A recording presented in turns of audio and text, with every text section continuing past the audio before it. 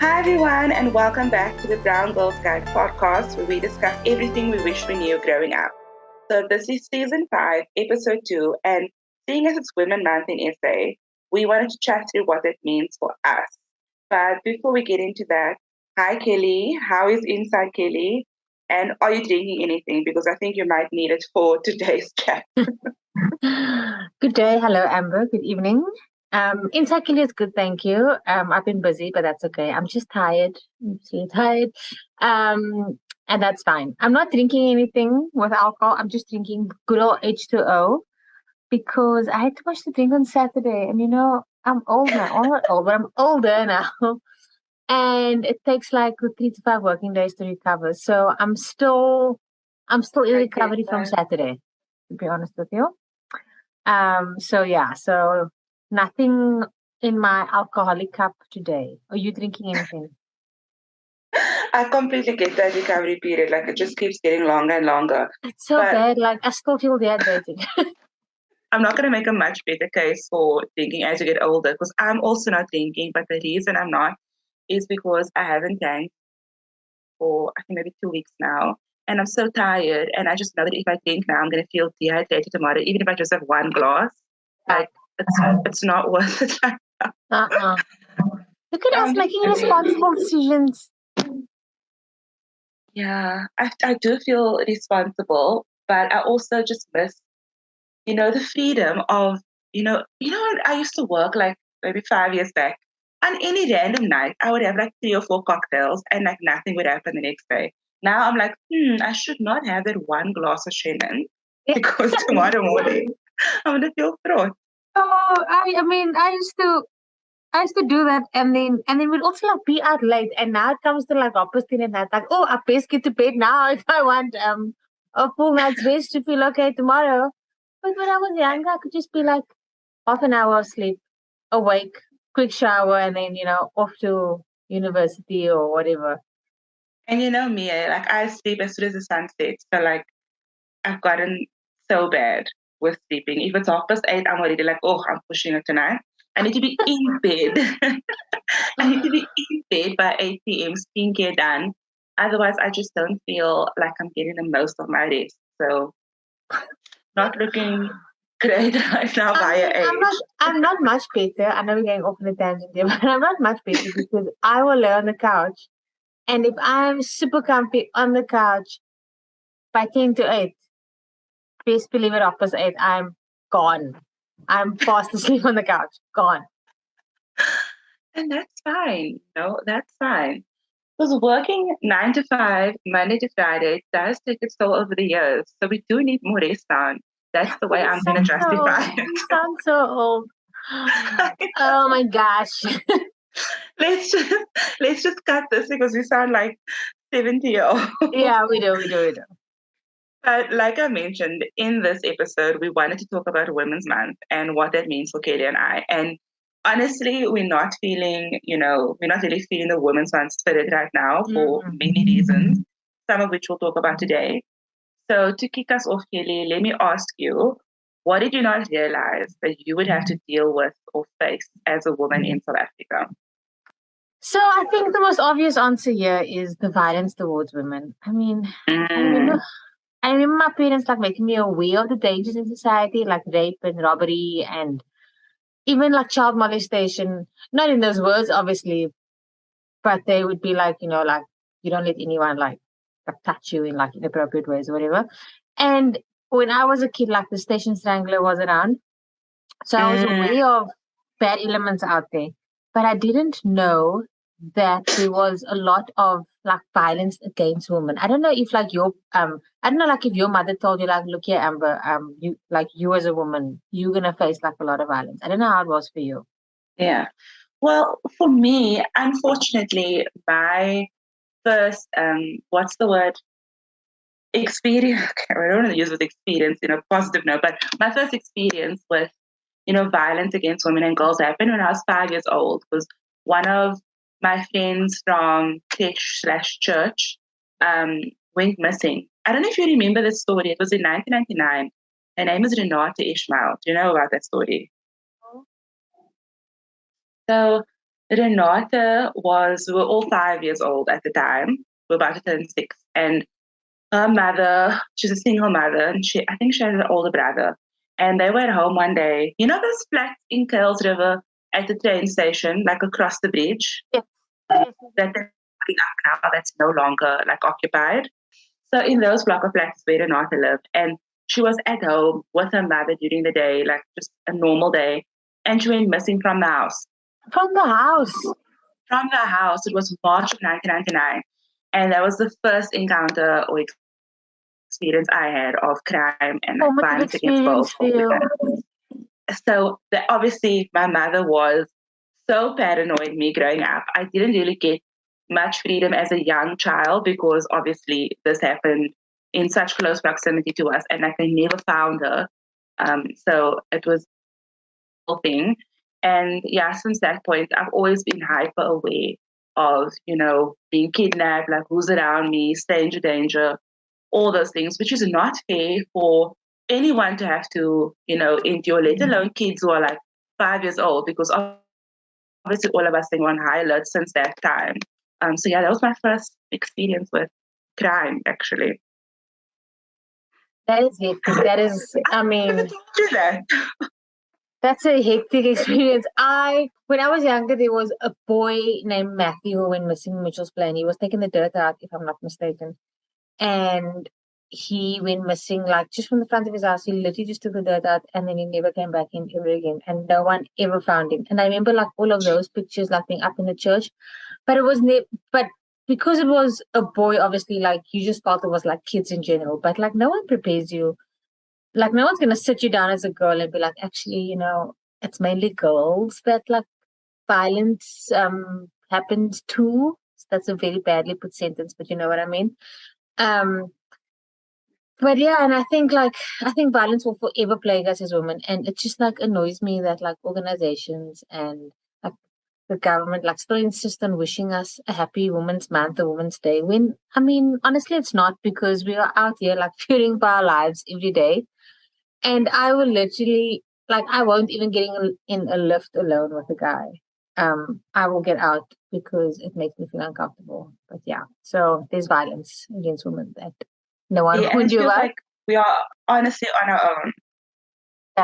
It does feel like it, and it's just like it astounds me that every day I have to read about like another woman who is missing or was kidnapped or just like it's ridiculous. But yeah. But aside from violence, Amber, what else did you not realize you would have to deal with as a woman? Another thing I really was not prepared for was the level of misogyny in the workplace. Like I always knew it would be there because of the media we consume growing up, like movies and TV shows. But I didn't realize how prevalent it would still be. So like when you are assertive, people tell you, "Oh, you're in a bad mood." That actually happened to me this year. It actually happened to me. Something occurred at work which I was unhappy about, and I raised it with a person, and they said to me, "Oh, someone's in a bad mood." I couldn't believe that person said that to me because this human being is known for being a grumpy person at this particular workplace. Then to turn around and say to me, "Oh, someone's in a bad mood," when I had a valid reaction to something that was done wrong, I just realized, wow, men really are just like they can't distinguish between women being calm and then being rightfully pissed off when something isn't done properly at work. Like they feel like everything we do is based on like unreasonable emotion when it's never the case. Most of the time, it's not the case. And when I hate when like something happens and like you react in a normal way, but it's more assertive or it's more annoyed, and they'll be like, oh, like like is it that time of the month? And it's like, Oh, what? Can we it not happens have all a the valid time, eh? reaction without it being blamed on hormones or whatever? And it happens all the time. It happens way more than I thought it would happen. And maybe because in many of the environments I worked in, it was a lot of women, so we kind of got each other. But in the spaces where there were more men, I've been questioned a lot about, "Oh, you're in a bad mood." And my favorite, Kelly, I sent an email at one place I worked at, and I just happened to not put like any exclamation marks or emojis, like smileys in there, because Yeah. it was a quick email like, hey, can you please assist with this XYZ? And then I got told, oh, you're being quite abrupt and mean in your emails.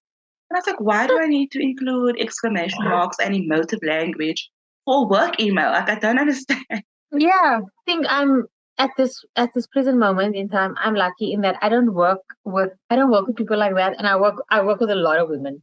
So we'd never ask each other like, "Are you in a bad mood?" And I think the guys would just be too scared to ask us, to be honest. But I've worked in environments before where it's been like that, and you also like it makes you scared to speak up or like have your say because you don't want to be called bitchy or like bossy or whatever else, moody or grumpy.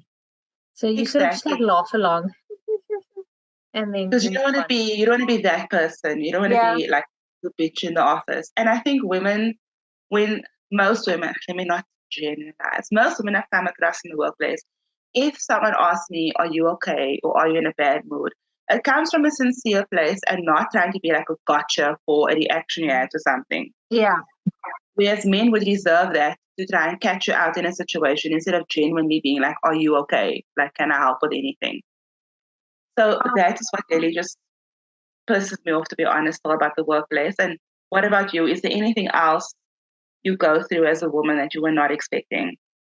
I think it's like I think it's just like the always having to like prove ourselves. Like I always feel, and I think I feel this more, and this is gonna sound like very, I don't know if like brag is the word, but I look younger than what I am. You So do. You already, really do. like already, I feel like I have proved myself and my experience, should I say, because I look younger than what I am. So like if people like look at me, they'll think I'm in my 20s or whatever. And I'm actually, almost my mid 30s, quite like solidly in my mid 30s almost. So I really feel like I have to prove myself. And then you add corporate men into the picture and I feel even more like I Mm, have to prove myself. Just it's always like a constant.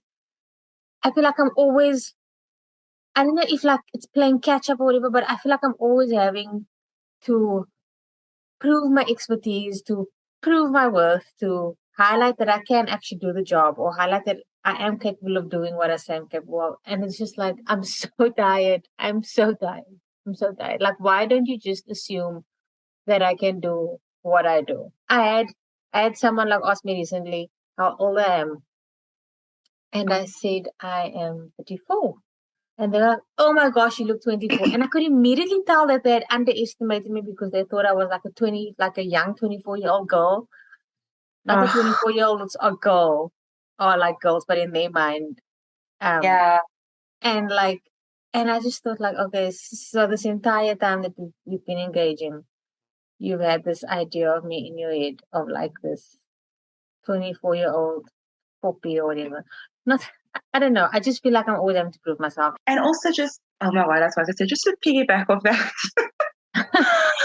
office chat, just to piggyback off that, I also find a difficult thing to deal with, not as big as the other things we discussed, but the internalized misogyny at work. Like you mentioned now, why can't people just assume you know what you're doing? I catch myself a lot of the time, now that I work in an environment where there's a lot of men around me, I always assume men know what they're doing. Like I just assume that they know what they're doing.